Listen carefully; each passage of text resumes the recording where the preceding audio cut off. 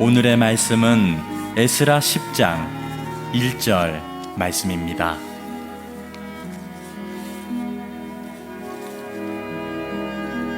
에스라가 하나님의 성전 앞에 엎드려 울며 기도하여 죄를 자복할 때에 많은 백성이 크게 통곡하매 이스라엘 중에서 백성의 남녀와 어린아이의 큰 무리가 그 앞에 모인지라.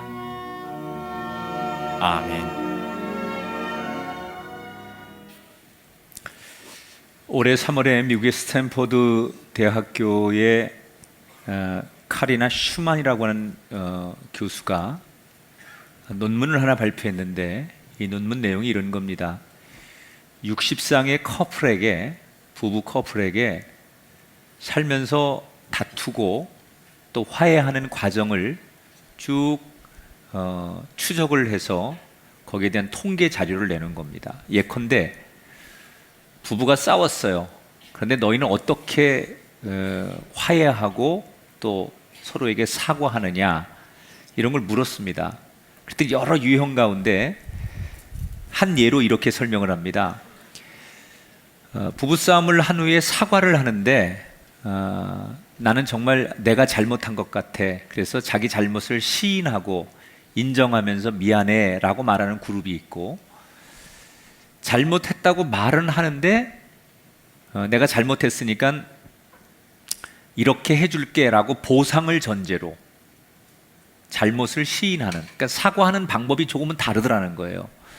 그리고 시간이 지난 다음에 서로 사과하는 방법이 다른 이 두 그룹의 부부를 조사해 봤더니 부부 관계의 지속도, 신뢰도, 이런 것들이 많이 차이가 나더라는 거예요. 앞에서 말한 자기 잘못을 인정하고 시인하는 사람들은 100점 만점에 98점의 부부 신뢰도가 나오는 반면에, 뭔가 보상을 전제로 또는 보상을 약속으로 사과를 하거나 사과를 받는 부부의 사과는 100점 만점에 65점으로 급격하게 점수가 떨어지더라는 거예요. 마음으로는 미안했는데 어떻게 사과하느냐에 따라서 상대방이 느끼는 감동의 차이가 크게 나타나더라는 거예요. 여러분, 잘못을 시인하고 사과할 때 마음으로만 미안하다고 되는 게 아닙니다. 우리가 사과를 해도 제대로 잘해야 됩니다. 하나님 앞에서 우리가 사과하고 잘못을 인정하는 걸 우린 기독교 용어에서 회개라고 말해요. 우리가 살다 보면 하나님 앞에 하나님 잘못했어요 라고 하나님께 사과해야 될, 다시 말하면 회개해야 될 때가 분명히 찾아옵니다. 그때 우리가 하나님 나 용서해 주세요 이렇게 말한다고 그게 되는 게 아니라는 거예요. 하나님께 사죄를 우리가 할 때 제대로 해야 되고, 용서를 구해도 제대로 구해야 인정을 받는다는 거예요. 그러면 하나님께 우리가 사과하는 회개 기도를 할 때 어떻게 해야만 하나님이 우리의 마음을 받아주실까?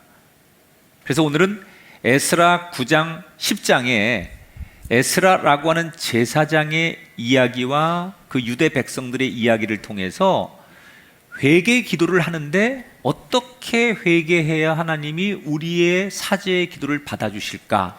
이 회개 기도의 원리를 한번 찾아볼게요. 우선 에스라가 누군가, 이 에스라를 좀 알려면 역사를 좀 우리가 더듬어 봐야 돼요. 이스라엘 역사 가운데 여러분, 이스라엘이 한 나라에서 남유다와 북이스라엘로 이렇게 지금 우리나라 한반도와 비슷하게 두 개로 나뉘은 적이 있었어요. 이때 사람이, 요때 요 부근의 사람이 에스라입니다. 남쪽 유다가 예루살렘이 있는 곳이에요. 이 남유다가 주전 586년도에 바벨론에 의해서 망합니다. 그래서 그 당시 그 예루살렘에 있는 많은 이스라엘 백성들이 바벨론으로 무참하게 포로로 끌려가죠. 그리고 50년 동안 말할 수 없는 포로로서의 고생을 다하고 50년 만에 바벨론에서 석방이 돼서 조국으로 돌아오게 됩니다.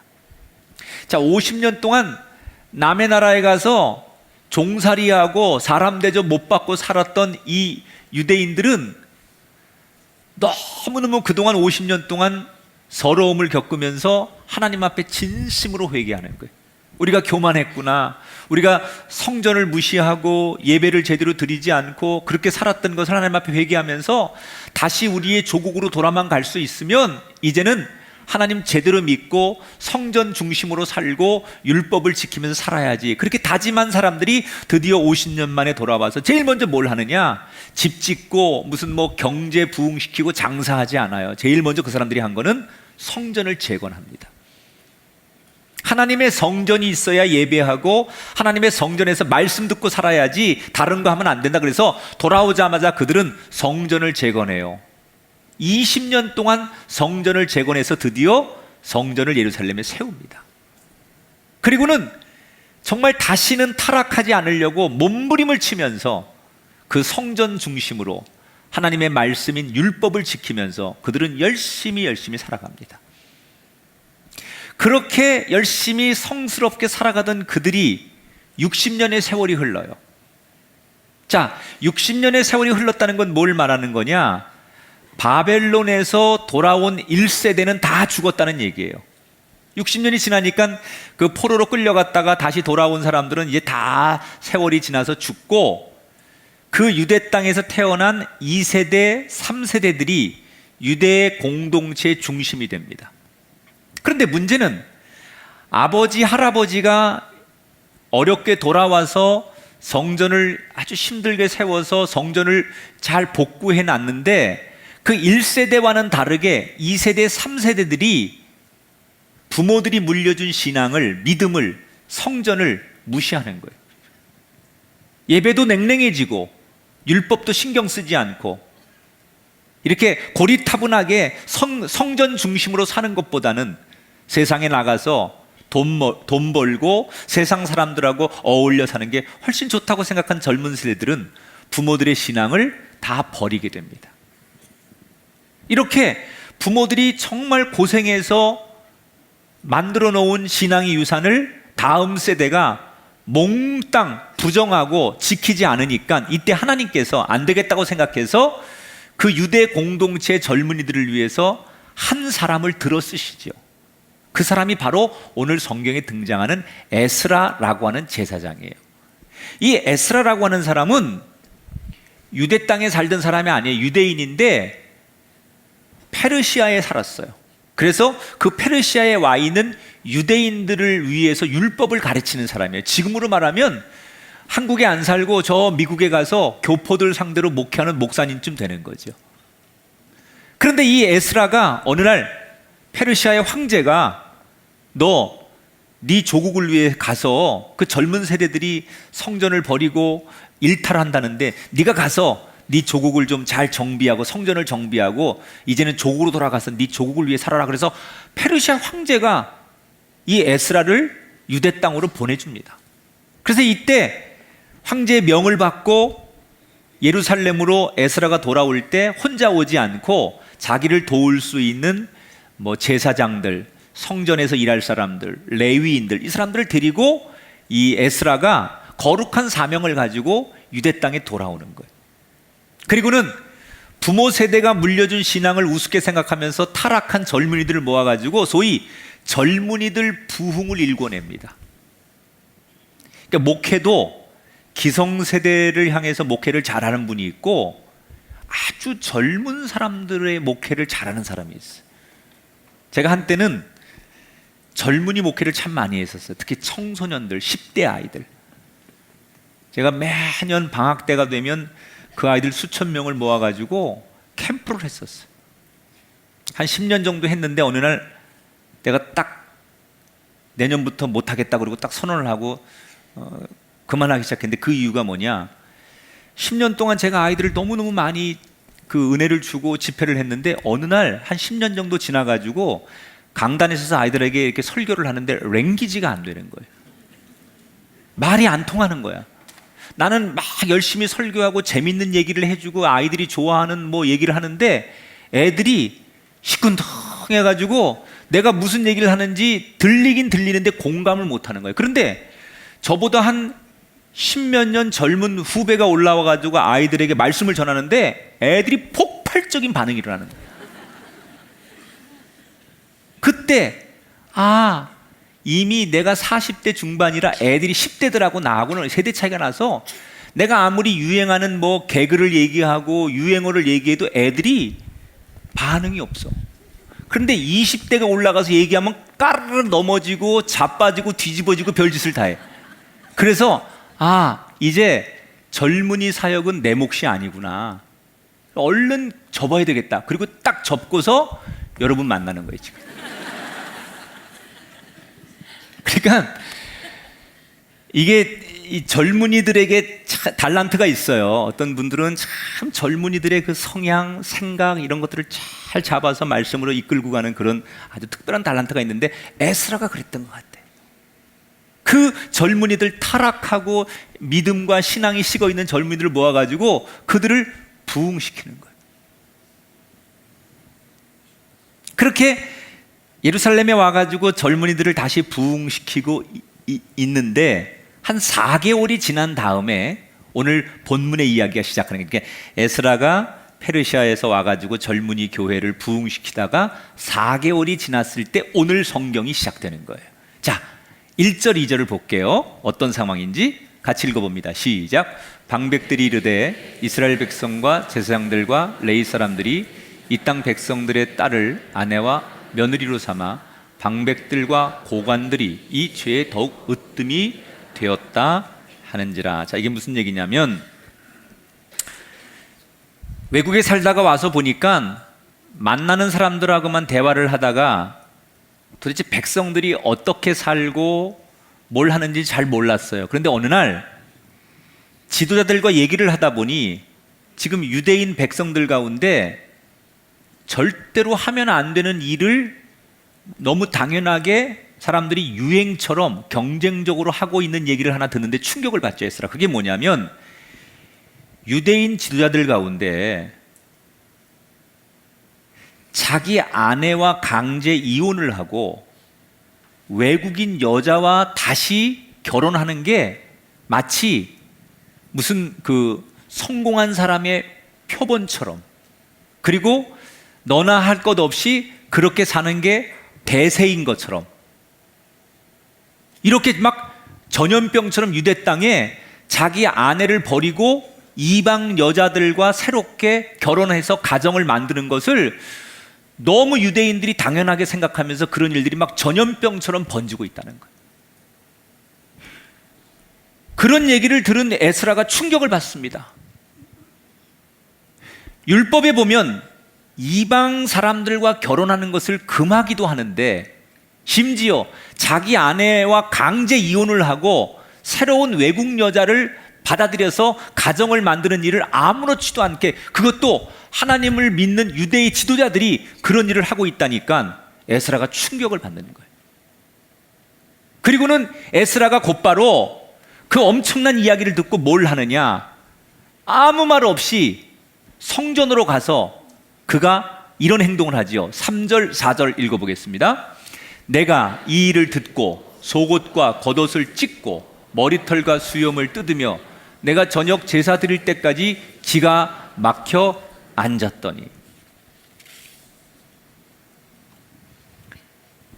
가서 얼마나 통곡하며 기도를 하는지 자기 옷을 다 찢어가면서, 심지어 막 가슴을 치다가 막 머리를 쥐어짜다가 머리털이 빠지고 막 그냥 너무 격하게 하다 보니 자기 수염을 다 이렇게 잡아당겨서 수염이 빠질 정도로 그렇게 격하게 하나님 앞에 정말 자기가 뭘 하는지 모를 정도로 너무 충격을 받아가지고 성전에 엎드려서 엉엉 통곡을 하면서 막 허공에 팔을 휘젓고 가슴을 치고 머리를 쥐어짜고 옷을 찢어가면서 그렇게 기도했다는 거예요. 그러니까 여러분, 이게 미치지 않고는 이렇게 기도 못할 거 아니에요. 지 수염을 뽑아내고 막 머리를 그냥 뽑아내고 옷을 다 막 찢어서 막 몸부림칠 정도로 이렇게 기도했다는 건 둘 중에 하나예요. 미쳤든지 아니면 너무너무 진짜 몰입해서 기도했든지. 에스라는 왜 이렇게 기도한 걸까? 왜? 뭐 때문에? 자기가 잘못한 것도 아니에요.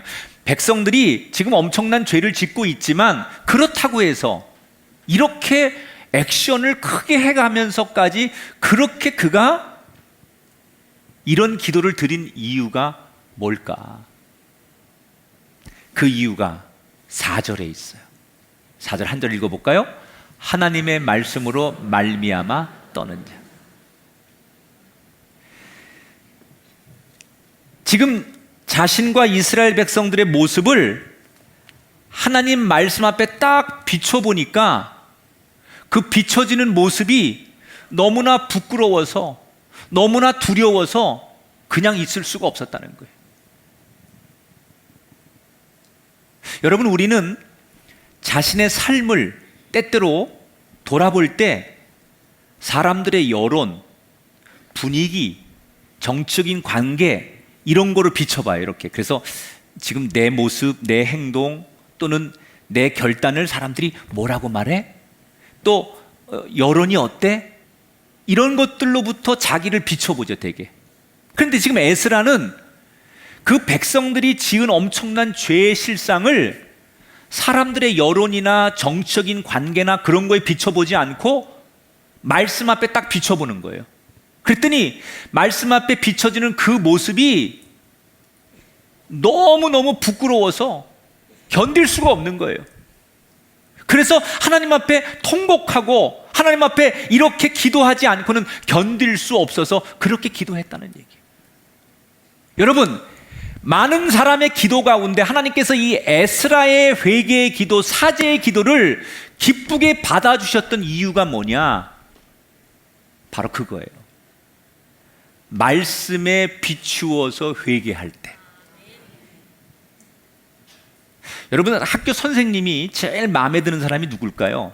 성적 잘 나오고 교우들과의 관계가 좋은 학생도 물론 예쁘지만요, 제일 예쁜 학생은요, 선생님의 말을 귀담아 듣는 학생이에요.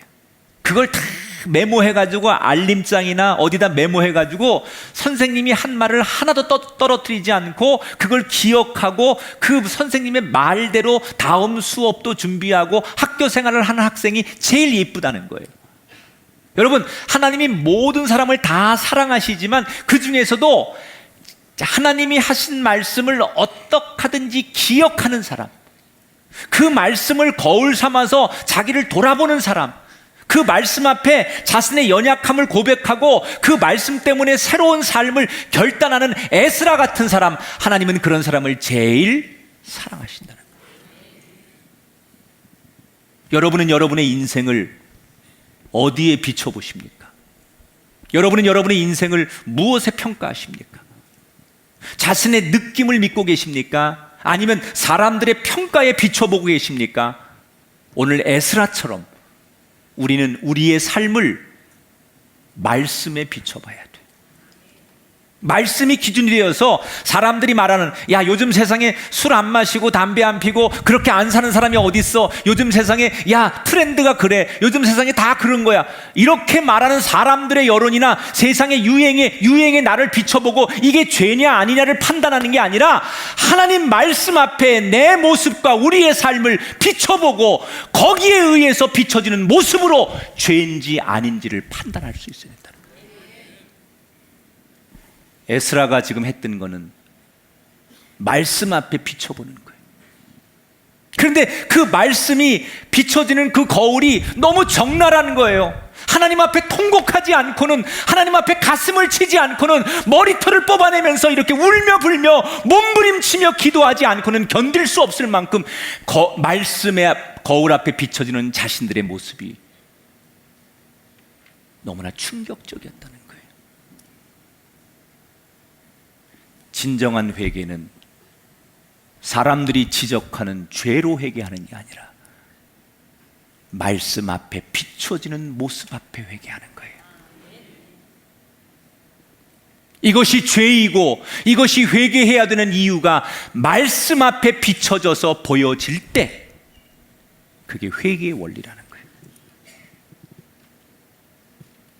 그러면 유행, 사람들의 가치관, 세대의 갈등, 그거에 따라서 동양과 서양의 죄의 가치가 다르고 세대별로 죄의 가치가 다른 게 아니라 말씀이라는 거울 앞에 딱 갖다 비춰보면 모든 사람은 하나님 앞에 죄라고 하는 거에 대해서 공평한 거예요. 그게 기독교예요.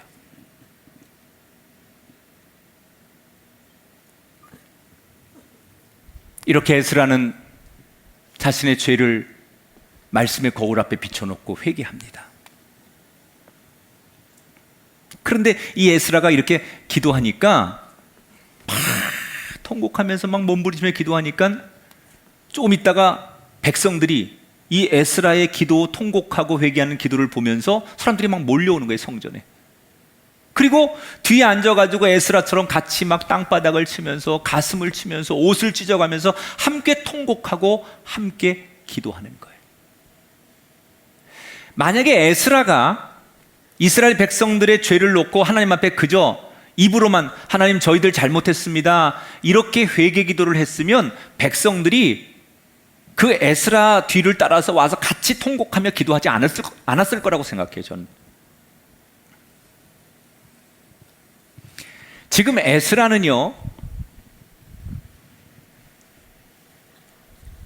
엄청난 충격적인 얘기를 듣고 제일 먼저 뭐 하느냐, 사람들에게 너희들 왜 이런 잘못했냐고 묻고 따지고 책망하고 그러지 않아요. 죄 지은 사람들을 찾아가서 왜 그렇게 됐느냐고 그런 거 이야기하지 않아요. 죄를 딱 만나자마자 에스라가 제일 먼저 한 거는 하나님 앞에 가서 그저 엎드려서 실컷 통곡하고 울었다는 거예요. 여러분, 이 회개의 기도의 가장 좋은 은혜는 어떤 거냐면 실컷 울게 한다는 거예요, 우리를. 하나님 앞에 통회하고 자복하게. 그래서 정말 우리가 은혜의 최고봉은 뭐냐, 하나님 앞에 실컷 우는 거예요. 내가 죄인임을 알고 이 죄를 고백해서 쏟아지는 눈물 앞에 하염없이 모든 걸 쏟아내는 이것이 회개 기도의 가장 큰 은혜라는 거예요. 에스라가 만약에 사람들에게 가서 너희들 왜 이런 죄를 졌냐고, 지도자들이 어떻게 이럴 수 있냐고 화를 냈다면 아마도 백성들이 반발했을 거예요. 논쟁을 벌였을 거예요. 그런데 누구도 책망하지 않아요. 그냥 죄의 실상을 보고 하나님 성전에 와서 하나님 앞에 울부짖는 거예요. 여러분, 문제를 해결할 때 사람들한테 따지려고 하거나 사람들과 논쟁하려고 하거나 사람들과 부딪히려고 하지 말고 기도하십시오. 억울하면 실컷 하나님 앞에 부르짖고 통회하고 울고 기도하십시오. 마가복음 9장에 예수님이 이런 얘기 하셨어. 기도 외에는 이런 유가 나갈 수 없느니라. 에스라가 다른 거 하지 않고 이 문제를 놓고 회의하거나 이 문제를 놓고 질책하거나 이 문제를 놓고 시시비비를 가리지 않고 통회하고 자복하는 마음으로 하나님 앞에 나와서 울며 기도했더니 백성들이 알아서 나와서 같이 통회하고 자복하더라는 거예요. 회개 기도는 다른 어떤 간구보다도 큰 힘이 있어요. 회개 기도는 인간의 마음을 열게 하고 인간을 화평하게 하고 세상의 문제를 해결하는 가장 좋은 하나님의 은총의 수단이에요. 지금 에스라와 백성들이 하나님 앞에 회개 기도를 하는데 하나님 저희 잘못했습니다. 죄송합니다. 이렇게 기도하지 않아요.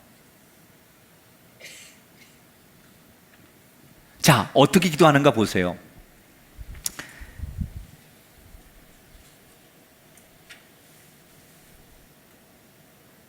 통곡하고 울며 기도하는 그때 10장 넘어가면 2절부터 4절에 한 사람이 등장해요. 같이 제가 읽어볼게요. 엘람 자손 중 여히엘의 아들 스가냐가 에스라에게 이르되 이 모든 아내와 그들의 소생을 다 내보내기로 율법대로 행할 것이라. 일어나소서 우리가 도우리니 힘써 행하소서 하니라. 자, 무슨 얘기냐면 여기 한 사람이 또 등장해요. 스가냐라는 사람.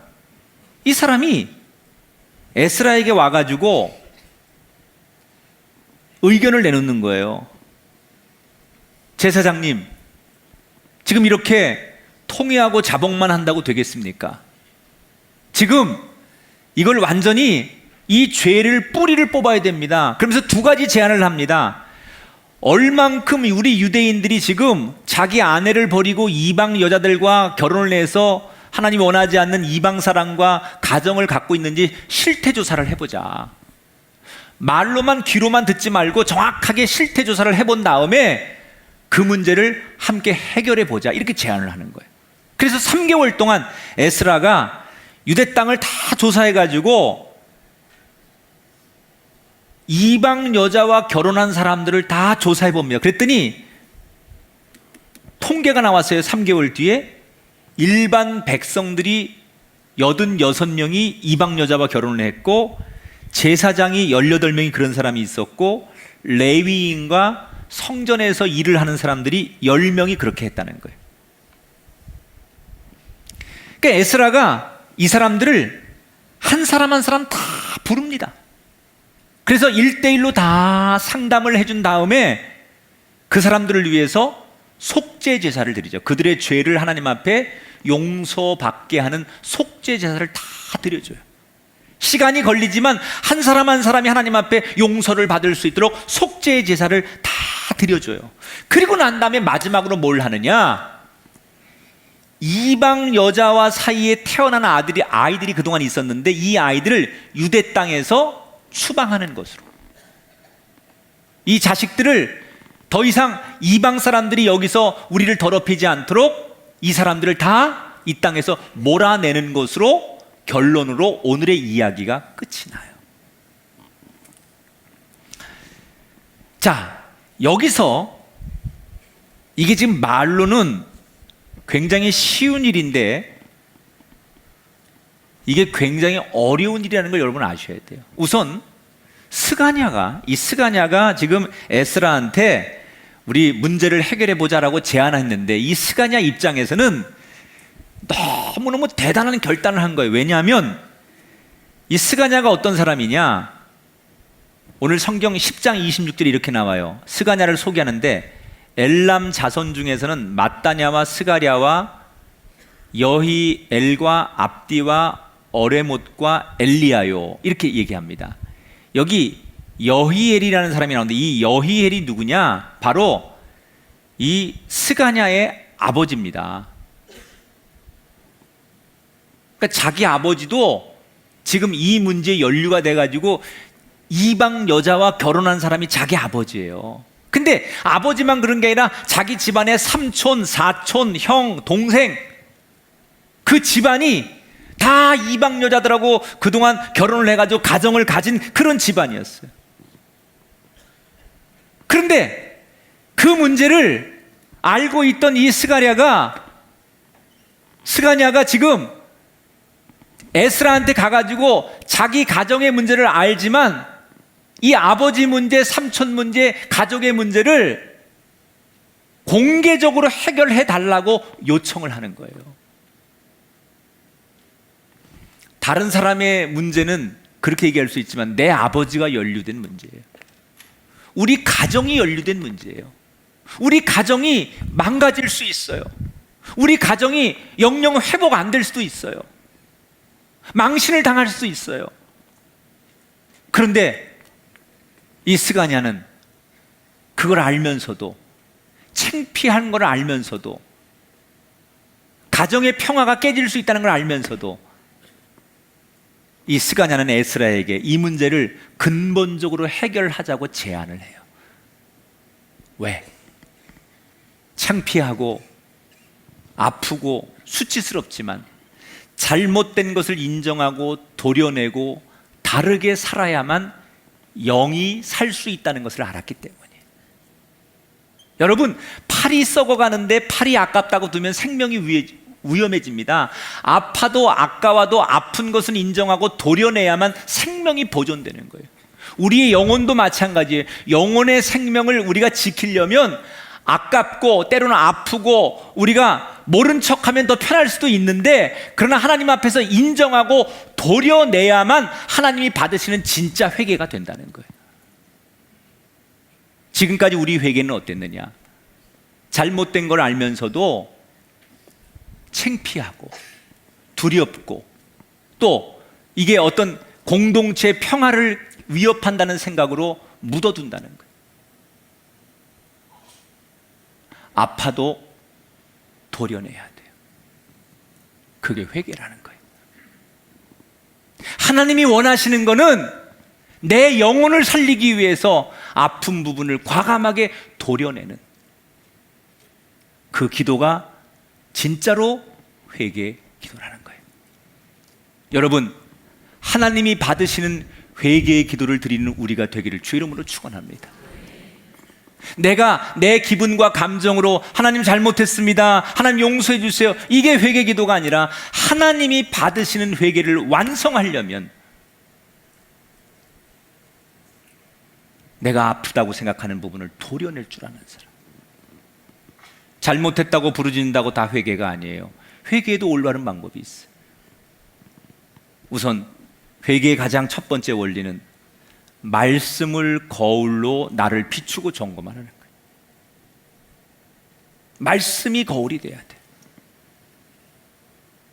회개의 두 번째 원리는 아파도 그걸 인정하고 도려낼 줄 알아야 된다는 거예요. 흔히 많은 사람들은 회개 기도 그러면 패배자들이 드리는 기도라고 생각해요.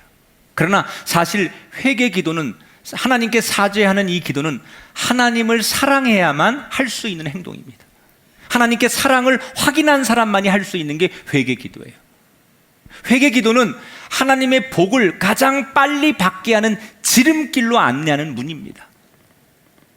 여러분, 회개 기도는 연약한 사람이, 실패자가 드리는 기도가 아니에요. 회개 기도는 하나님의 사랑을 입는 사람이 드리는 기도예요. 저와 여러분, 더 많이 회개해서 하나님의 복을 받는 최고의 지름길로 가는 복된 분들이 되기를 주의 이름으로 축원합니다. 오늘 이 에스라를 통해서 진정한 회개가 뭔가 다시 한번 이 말씀 붙들고 회개를 쫓아가는 우리 영이 사는 저와 여러분이 되기를 주의 이름으로 축원합니다.